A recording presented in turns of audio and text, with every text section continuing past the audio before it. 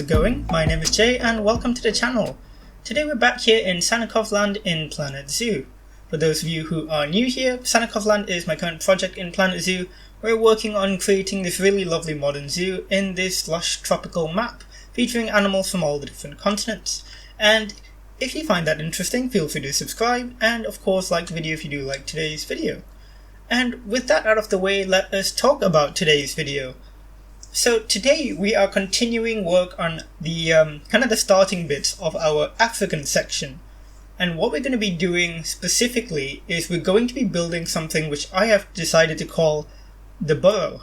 And this is going to be a really fun build. It's one of my favorite builds in the park at the moment. I was really pleased with how it turned out. And I think personally that it just really works out quite well. It's currently situated right behind where the African wild dogs are. And I actually had a lot of fun with that habitat as well, but that was one of the kind of simpler habitats. It was pretty straightforward. You know, the wild dogs sort of cave, they've got a big open area to run around in, a few rocks to climb on, but otherwise it was a pretty straightforward habitat, nothing too fancy. And this week we are going to go a lot more over the top with the habitat build, as you can kind of already see on screen with the amount of terrain modifications that I've been doing.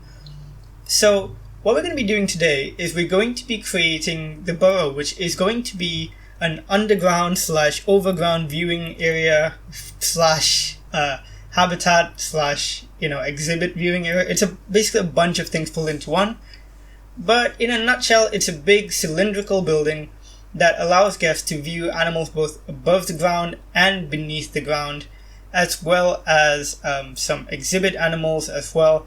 And the theme of the entire area is African animals that live in burrows or live in kind of underground kind of areas.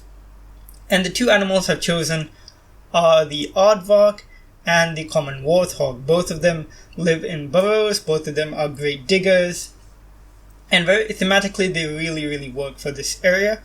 And besides them, I've also chosen three different exhibit animals, also from Africa, who also live in burrows or underground, or just in kind of similar settings. So that is what we're going to be doing as well, and we're going to be including those, and they're going to be underground. And they're essentially going to be two access points to this cylindrical building, as you can see me start building up the second one right now. The first one is, of course, you saw me building right at the start of the episode, where we had this little elevated path leading from the main path all the way to the upper level. And the second part is what we're doing here now on screen, where I've dug out a bit of a channel, and from there we're going to have a smaller path that leads from the main path again down to the lower level. And you might think, okay, so there's two separate paths from the outside leading to the two different levels, but how do the levels themselves connect to each other? And for that, what I'm going to be doing is kind of cheating a bit, in the sense that I'm going to install a quote-unquote elevator. So there's going to be an elevator or a lift, but it's going to be a fake one, obviously, because we don't actually have elevators and lifts in the game. So it's more like you got to use your imagination a bit and kind of imagine that, okay, guests would be using like this elevator to get from the top to the bottom and vice versa. But in reality, of course, guests aren't going to be able to do that. But I thought it was fine to do that, especially considering that we don't even have guests in the first place in the zoo. So I think that fake elevator works quite well, and you'll see me do it in a bit, especially once I'm done working on this terrain, because for some reason the terrain refused to work with me, and finally I got it in place, but boy did that take a while. But anyways, I would imagine like after you go to the wild dog habitat, you'd go towards go past the viewing area for the wild dogs, and then you enter the path that goes upwards and goes on to that first level. And from that first level, of course, you'll be able to view some of our animals, but then you'd go down to the second level via the elevator and then leave the burrow via the second path which we just added, if that makes sense to you guys. And of course you can also traverse this whole thing vice versa, using the other way around. But all in all, I was very happy with how this all turned out. The elevation especially, I think, is super unique, and once I get all the rockwork in, and trust me when I say there's a lot of rock work in this video, for those of you guys who enjoy watching me place down rocks for minutes at a time, this video is definitely going to be a good one for you. It is a lot of fun, I think, and there is so much rock work in here, and I really enjoyed making it look unique, making really unique formations, and because this is meant to be the burrow, it's meant to be a giant burrow in the ground, and that with that comes so many opportunities to make this area look quite interesting, I think. One thing that was difficult, and you see me doing it on screen now, is getting the barrier perimeters in place, because we are working with multiple different elevations with like very odd cutoff points, so it was a bit tricky. And now here you're going to see me start working on the viewing area itself. At first I was going to build a separate one altogether, but I wanted to keep it thematically similar to the Warthog viewing area, so I just used the same one, but I will change it quite significantly in terms of like which part has windows, which doesn't, and of course the fact that we are making this a much taller building.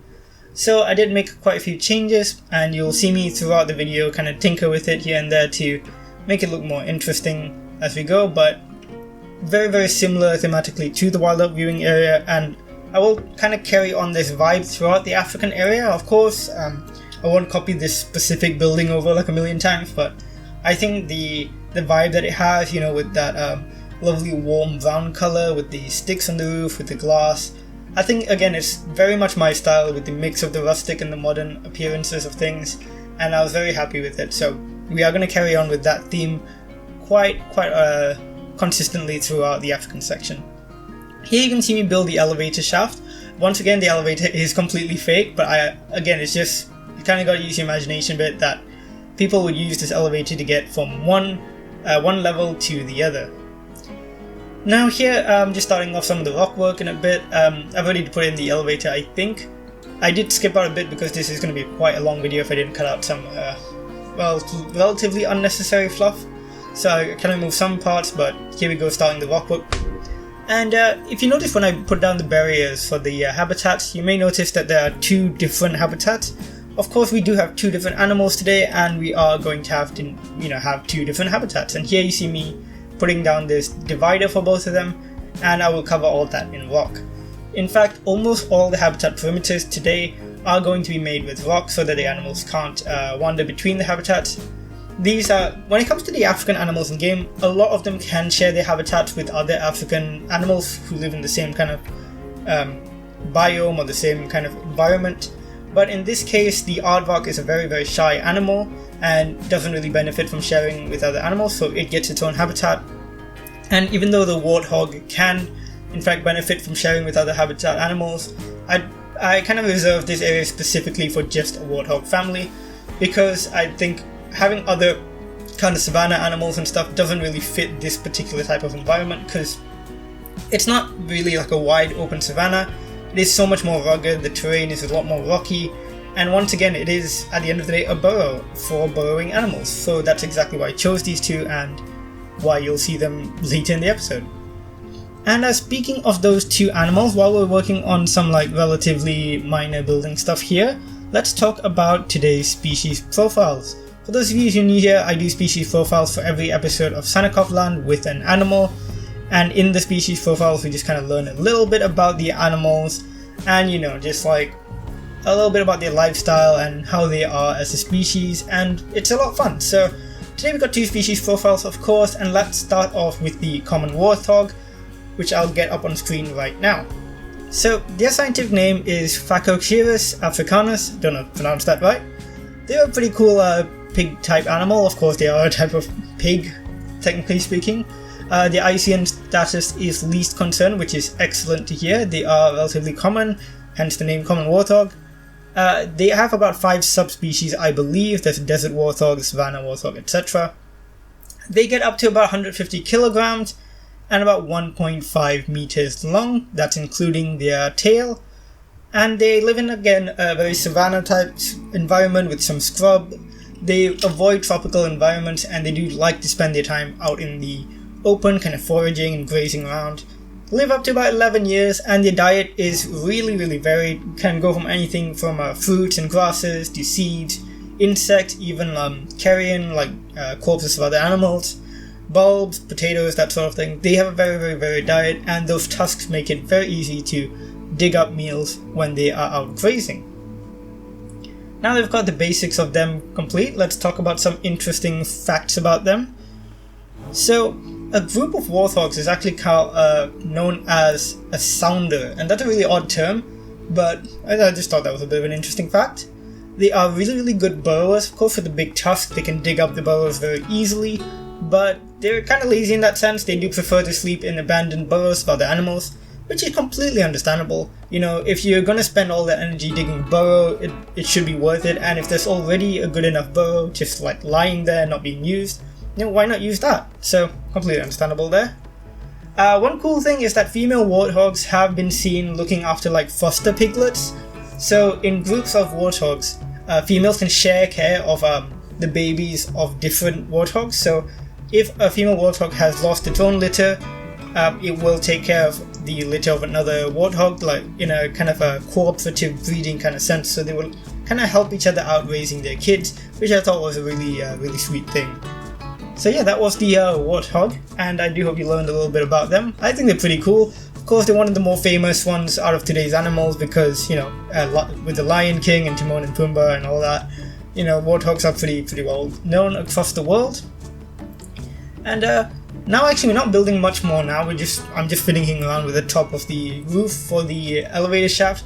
So while we're doing that, let's go into the species profile for our second animal, which is of course the Aardvark. These guys are adorable.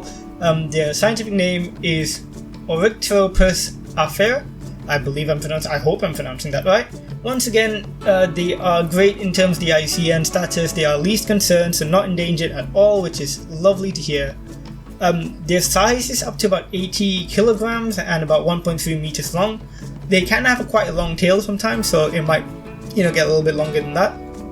Habitat once again is very much savanna and scrubland, and they live about 23 years old, and I think that's the oldest seen in captivity is about 23, so quite an impressive lifespan for a relatively small animal. And their diet, well, they're macrophages, very similar to some of the other animals we've seen in Sannikovland, like the giant anteater. They eat ants, termites, and lots of other insects. In fact, they even have a preference. I believe there's one specific species of ant they really enjoy, and that's kind of what they eat most of the time. And let's get into some interesting facts about these guys. So first off, they are Afrotheres, which is a group of mammals that all kind of originated from Africa, and this kind of includes elephants, manatees, and hyraxes, which are, you know, you wouldn't think are related to this guy, but that's a pretty cool fact, I think. Its nose is extremely sensitive. They've got the bristles on the nose, and they've got more turbinate bones, which are the little bones inside the nose, than any other mammal, which is really cool. And of course, because they eat insects, they've got a really, really long tongue, can be up to 30 centimeters long, which they use to lap up insects. And they can eat like 5,000 ants a night, potentially more. So, very, very hungry guys. And yeah, that's basically it for these guys. Do hope you've enjoyed learning about them. You can see on screen now we've actually been working on their habitat itself with the Rockwork to kind of create their burrow. A couple other cool things about the Aardvark that I didn't put in the species profile. Their name actually means earth pig. Aard means earth, Vark is kind of related to the word pig, but they're of course not pigs at all, it's just they've got a very similar snout. And they are completely nocturnal, which is why at one point I did consider making this kind of a night house type setup for them, but I think because the burrow is pretty dark most of the time, I think it's pretty okay for them. And here you've seen me basically create a cave kind of setup for them. It's very rocky, but I did make sure that they can climb on all the surfaces, and they essentially have access to 2 different levels here. They spend a lot of time in the burrow itself, like underground, where there's of course the glass viewing for the guests, but they also occasionally climb up to the top level, which can be viewed from the overground viewing area as well. So they have plenty of space. I did at first think it was a bit big for them, but you know what? Like, the whole idea of Sannikovland was based around idealistic realism, so realism to an extent, but more realism of like, if this was the ideal habitat, so making it a bit bigger, giving them more space, giving them more areas to explore and stuff. Again, it's not 100% realistic for a zoo, but it is in fact more ideal for the animals. Well, at least I hope so anyways. Here you see me again building some barriers. This is just to stop the aardvarks from going into the Warthog area, which we'll start building later in the episode. And yeah, I'm very, very pleased with the aardvark habitat. I think it looks really nice. The aardvark seem to really enjoy it. There's 2 of them that will put in, a male and a female. And I was very, very glad for the foliage options here because they really, really tie things together. Using just rock can end up looking very monotonous if you don't use appropriate foliage work as well. And using the marula trees as bushes, kind of sink them into the ground, really gives that rugged kind of arid feel, as well as these river bush willow trees, which I don't think I've ever used before in any of my parks, but they're really, really beautiful trees. They bring in a lot of color, and with their, the oranges and the yellows, very, very beautiful trees, and I think they look so good here, almost like an accent piece, and I think I'll use them more throughout the savanna areas. I know Sannikovland is a tropical zoo, but I think trees like this should be fine to survive here. The only types of trees I'll try and avoid using are more like cold weather trees, like pine trees and stuff like that. But in tropical zoos that I've been to, generally more like warm weather trees or even like dry climate trees tend to work pretty well. Like you can have cacti and stuff like that generally generally survive pretty decently in warmer weather. So even though this is a tropical zoo, you might see a few savanna type plants here and there. So that's something to expect as we go along. Now we're pretty much almost done here. I'm just adding in a few smaller plants on top here just to give it a bit more interest. I added in a bit of moss, I imagine, of course, because it is a tropical zoo we're in, that some moss would grow and some plants would start sprouting up. So that's what I did there with a little bit of nettles. But yeah, I was really, really quite pleased with the aardvark habitat. You can see me now just adding in a bit more rocks. I wanted to get this kind of layered effect with the rocks, using a lot of the cladding pieces and a lot of the flatter pieces to create what look like rock layers. So I was very happy with how they all ended up looking. Here's me just filling up a few gaps in the architecture with some rocks. I imagine because this the whole Burrow building, the cylindrical building, was built essentially into what I imagine was the side of a hill at one point. So I imagine a lot of it would be kind of integrated with the rockwork. There'd be a lot of artificial rockwork to fill the gaps. So I think it looks pretty good. Now we're getting to work on the Warthog side of things, but first we are going to finish up the inside of the burrow itself on this lower level by creating this rock shelf. I imagine this would be a mix of both the natural terrain and of course artificial rockwork, just to give it more interest and make the burrow look more thematically appropriate. So I think it looked pretty cool. Again, going in with the rock shelf idea with a lot of these cladding pieces, I think they look really nice. And good thing about rockwork is because the whole concept behind rockwork is this idea of like roughness and not really having even consistent textures, it really helps hide a lot of the kind of gaps and the little messy bits that perhaps we would otherwise notice in the habitat itself. Now here you're just going to see me kind of readjust these little exhibits. Of course we have 3 different exhibit animals today and we'll talk about them briefly, but I'm not going to do a species profile for them because that would just take a really, really long time. So the three exhibit animals that we do have today are the Goliath frog, first off, which is of course that super chunky big boy frog that you can find in African grasslands and African rivers, generally throughout I think Central Africa if I'm not mistaken. They are very cool. There's in fact a really great video on YouTube. If you search up giant African bullfrog or something like that, and David Attenborough I believe narrated it. But basically there's this video of a male African bullfrog with all of its tadpoles, like hundreds of tadpoles in a little river, and the river was drying up. So what the male bullfrog did was actually like dig a channel leading from that river all the way to another like the pond so that his tadpoles could survive the dryness. And I thought that was so cool. Like I was just like, that's a good dad right there, Really loved it. Definitely go check out the video if you can. I really liked it. It's very wholesome and very, heartwarming to see that. And following up from the Goliath frog, which again, lovely chunky boy, we move on to the giant African land snail. These guys are big snails. And in fact, I think I know someone who has them as a pet. If I'm not mistaken. They are very, very interesting, very big snails.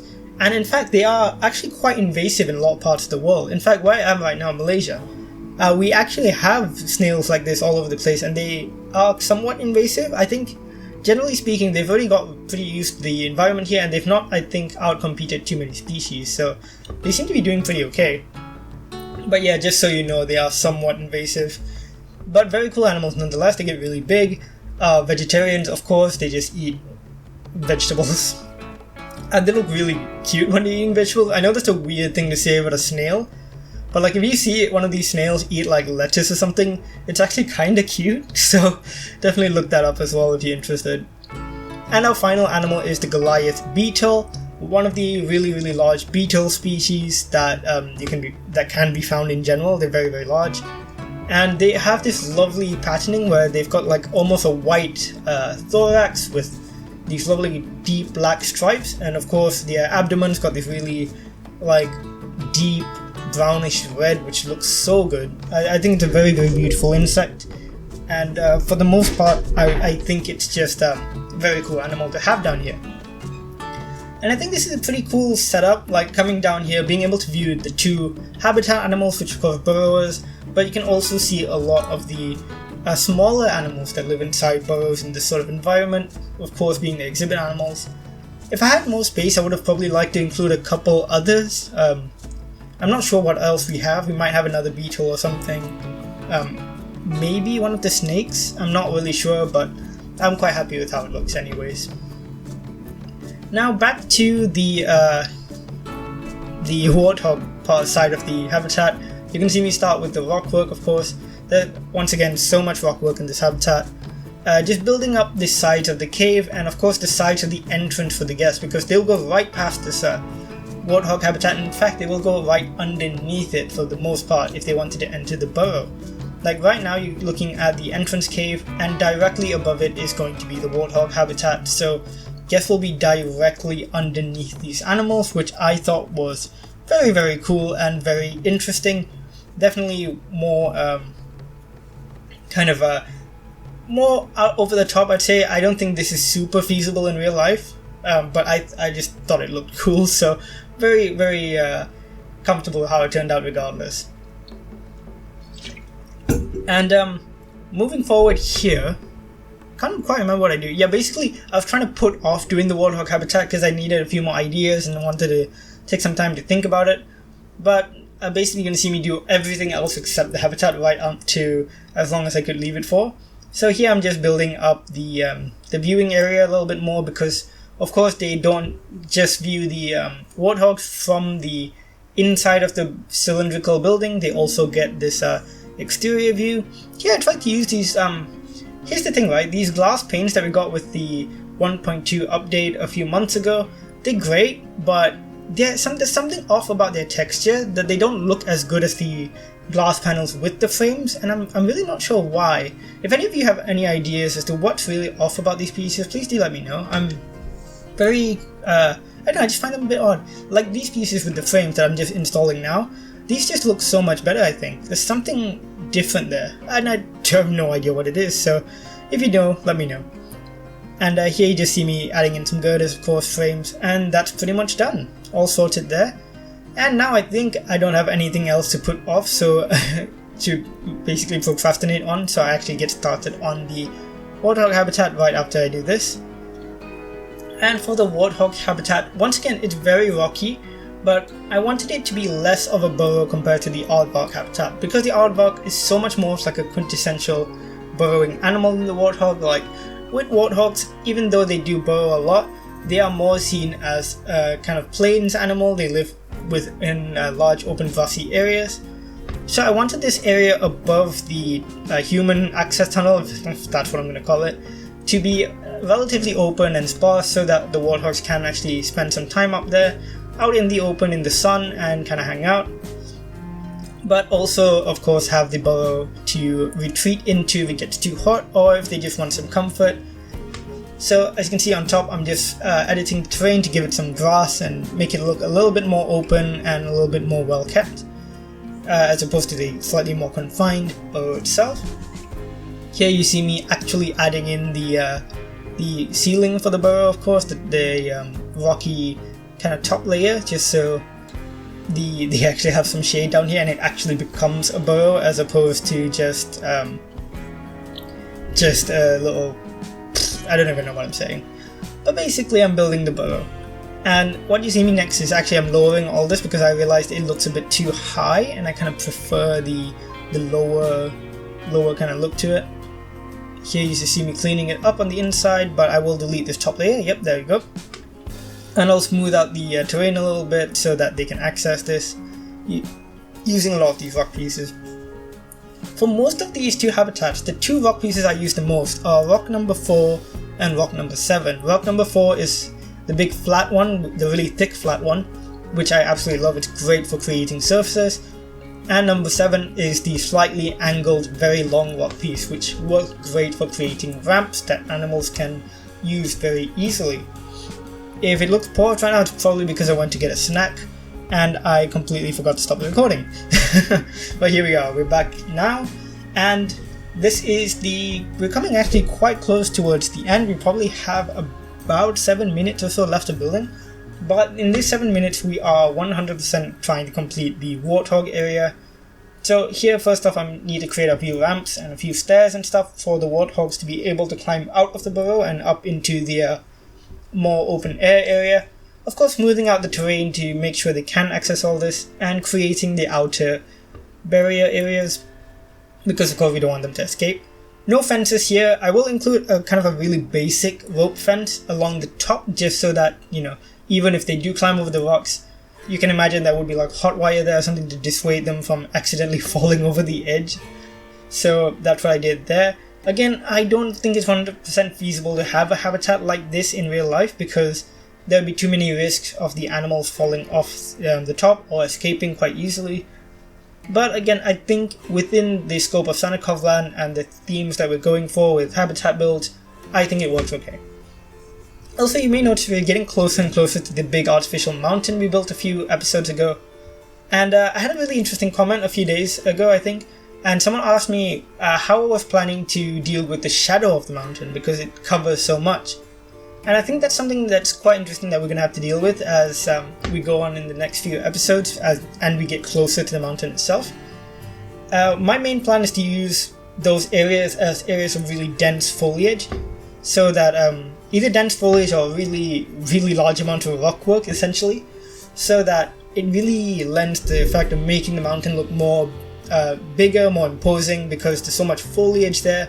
Makes it look like almost like a forest getting closer towards the mountain. So again, really helps with that idea of you getting closer to a very, very large, imposing mountain. So I thought that was a pretty cool idea, and you know, we'll see how it goes as the next few episodes goes.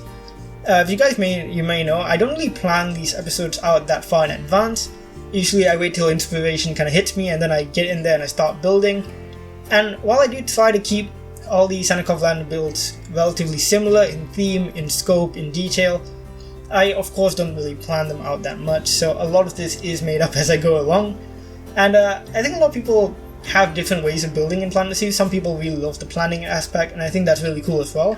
For some zoos, I do try to plan things out a bit more, but I tend to prefer this kind of more build it as you go kind of approach, because for me, I feel I'd rather wait for the inspiration to hit me, because sometimes I get some really cool ideas, but sometimes I just don't have any ideas, and if I plan things out far in advance, I might be kind of limiting myself a little bit. But of course, it's completely to each your own, like everyone has different build styles. And yeah, back to what we're building. I added a couple more of the river bush willow trees. Again, so gorgeous. Absolutely love them as trees here. Really, really pretty. I removed the windows for the side directly facing the warthog so they could get a bit more of an open air view and potentially smell the animals. That's such a thing though. Like, I feel like all the large herbivores, if you go to a zoo, they got such a distinct smell thanks to, you know, their behaviors, basically, their poo, basically. And it's not a bad smell, you know, because of course they're only eating plant matter, but it's very distinct. And it's like one of the earliest memories I have is going to a zoo and smelling the elephant habitat from outside and being like, What is that? Now that's a very strange tangent to go on, but now you know my thoughts on animal poo and zoos. But really, herbivore poo does not smell that bad, it's fine. Carnivore poo, on the other hand, that is something you want to avoid. You really want to avoid, basically. What am I talking about? Anyways, here we're just adding in some enrichment, giving them a forage box, of course, and blending it with the terrain slightly, so it just looks like a pile of fallen leaves under the tree. That's one of my favourite things to do with these forage boxes. And adding in some enrichment here and there, scratch poles, some moss on top here, and of course we're going to add in a few little plants to make it look like plants are just sprouting up out of the rock areas here. But we're very, very close actually to the end now. One thing I am going to do in a few minutes that you'll see is I wanted a second viewing area just outside the burrow so they could see the above ground habitat, because I thought that one circular building might not have been completely enough, so you'll see me do that in a bit. But first we're going to be doing that little mini fence that I was speaking about, just to once again dissuade the warthogs from accidentally falling over the edge and landing on our guest. Because that would be a really, that would not be fun for anyone. Like, imagine you're just walking into this area and suddenly, out of nowhere, this, like, 150 kilogram, like, warthog just randomly falls out of the sky and, like, lands on you. That just wouldn't be the best way to start your day, you know? Like, walking into the zoo, hoping to have some fun, and then, bam! Warthog to the face. I mean, I'm sure some people find that pretty fun, but just saying, warthog's pretty heavy. Literally, I feel like as my videos go along, I just start losing sense. Like, I just start making less and less sense, but I don't know, it's part of the fun of recording all this. Really enjoy all this whole process and talking about animals with you guys and random weird zoo experiences and all that sort of stuff. Now here I'm just going to quickly build a ceiling actually that I forgot to do for the burrow building itself. Just very quickly making this, rotating it around. And once this is done, it will just form the ceiling of the lower part of the burrow. Of course, most of it is already, like, it already kind of has a ceiling thanks to the rockwork, but this will kind of cover up that lower path section. I've talked about this in previous videos, but the undersides of paths are just so ugly. Like, I don't want to be mean to the path, but like the top of the path looks great, but underneath the path it just looks awful. This is awful, like off-white color. I just don't like it. So I thought it would be best to just build a ceiling here and give it a bit of a centerpiece so I can hang some lights as well, because I imagine the burrow would need some lighting, so I just put in some simple lighting there. Just covering up the curbs of that ceiling as well with these girder pieces, and that's almost it. Literally, we probably have like, what is it, like 2 minutes? Yeah, so in this last 2 minutes, all I do is essentially just build this circular structure you're going to see here. It's a way for the staff to enter the habitat, and later you're going to see me like clean up the path and everything. But basically, for the most part, it is meant to be a viewing platform, a very small viewing platform here, and guests will be able to kind of just climb up onto it and get a good view of the animals. And it's not technically part of the burrow, but I think it looks pretty nice. And I put in a little spiral staircase, which I think was pretty cute. Do like myself a good spiral staircase, and I never really used the curved slope feature that much, so I thought it'd be nice to use it here. And I'll try to use it more as we go along.